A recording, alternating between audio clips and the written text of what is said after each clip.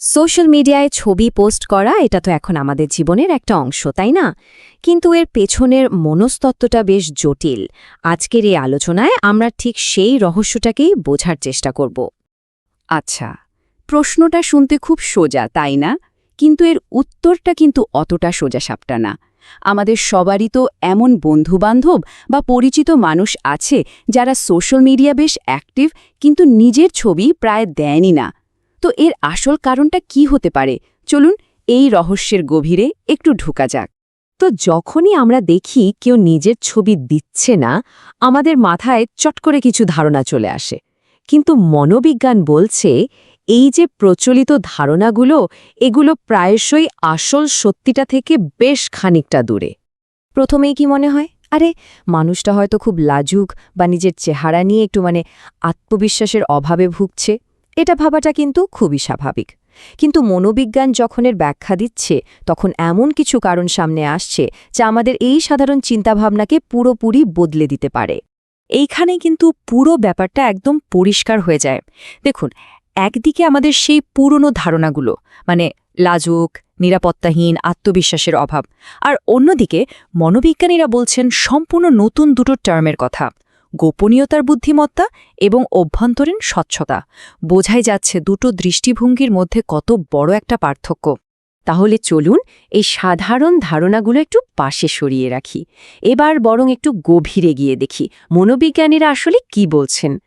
কারণ এখানে বিষয়টা দুর্বলতার নয়, বরং এক ধরনের শক্তির।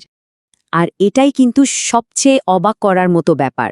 ছবি পোস্ট না করাটা আসলে কোনো দুর্বলতার চিহ্ন নয়, বরং মনোবিজ্ঞান বলছে এটা এক ধরনের মানসিক শক্তিরই প্রতিফলন। আচ্ছা, তাহলে এই মানসিক শক্তির প্রথম উৎসটা কি? মনোবিজ্ঞানীরা এর একটা বেশ ইন্টারেস্টিং নাম দিয়েছেন, প্রাইভেসি ইন্টেলিজেন্স, বা বাংলায় আমরা বলতে পারি গোপনীয়তার বুদ্ধিমত্তা। খুব সহজ করে বললে প্রাইভেসি ইন্টেলিজেন্স মানে হলো অনলাইনে নিজের ব্যক্তিগত একটা গণ্ডি বা সীমানা সম্পর্কে একদম পরিষ্কার থাকা। একজন মানুষ খুব সচেতনভাবে এই সিদ্ধান্তটা নিচ্ছেন যে তিনি তার জীবনের কতটা অংশ সবার সামনে আনবেন আর কতটা আড়ালে রাখবেন। এটা কোনো ভয় বা লজ্জা থেকে আসে না, বরং এটা একটা খুব বুদ্ধিদীপ্ত সিদ্ধান্ত। বেশ, তাহলে এই যে নিজের ব্যক্তিগত জগৎটাকে সুরক্ষিত রাখার সিদ্ধান্ত, এই সিদ্ধান্তের পেছনে শক্তিটা কোত্থেকে আসে? মনোবিজ্ঞানীরা বলছেন সেই শক্তির নাম হলো ইন্টারনাল ক্ল্যারিটি বা অভ্যন্তরীণ স্বচ্ছতা। এর মানে হলো এমন কিছু মানুষ আছেন যাদের নিজেদের মূল্যবোধ বা আত্মমর্যাদাটা এতটাই পাকা, এতটাই ভেতর থেকে আসে যে সোশ্যাল মিডিয়ার লাইক, কমেন্ট বা কে কি ভাবল, এগুলোর উপর তাদের কিচ্ছু যায় আসে না। তাদের ভালো থাকার অনুভূতিটা বাইরের দুনিয়া থেকে নয়, বরং নিজের ভেতর থেকেই আসে। এই কথাটাতেই আসলে পুরো বিষয়টা লুকিয়ে আছে।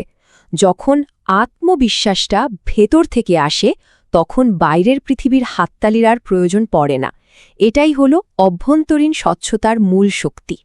তাহলে ভাবুন তো, যখন একজন মানুষের মধ্যে এই গোপনীয়তার বুদ্ধিমত্তা আর অভ্যন্তরীণ স্বচ্ছতা দুটোই একসাথে কাজ করে, তখন কি দাঁড়ায়?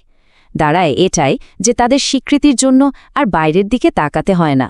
অনলাইন দুনিয়ায় থাকা বা না থাকাটা তাদের কাছে কোনো চাপ মনে হয় না, ওটা তাদের একটা ব্যক্তিগত পছন্দ হয়ে দাঁড়ায়। আর ঠিক এভাবেই তারা ডিজিটাল জগৎ আর তাদের বাস্তব জীবনের মধ্যে একটা খুব স্বাস্থ্যকর সীমারেখা টানতে পারেন। এই পুরো মানসিকতাটাকে একটা দারুণ শব্দ দিয়ে বোঝানো যায়: পারফর্ম করার অস্বীকৃতি। ব্যাপারটা একটু ভাবুন, আজকের এই ডিজিটাল দুনিয়াটা তো আসলে একটা বিশাল মঞ্চের মতো, তাই না? যেখানে আমরা সবাই কম বেশি কিছু না কিছু অভিনয় করে চলেছি। কিন্তু এই মানুষগুলো, তারা সচেতনভাবে সেই মঞ্চ থেকে নেমে আসতে চায়, কারণ তারা সাজানো পারফর্মার হতে চান না, তারা নিজেদের মতো করে খাঁটি থাকতে চান।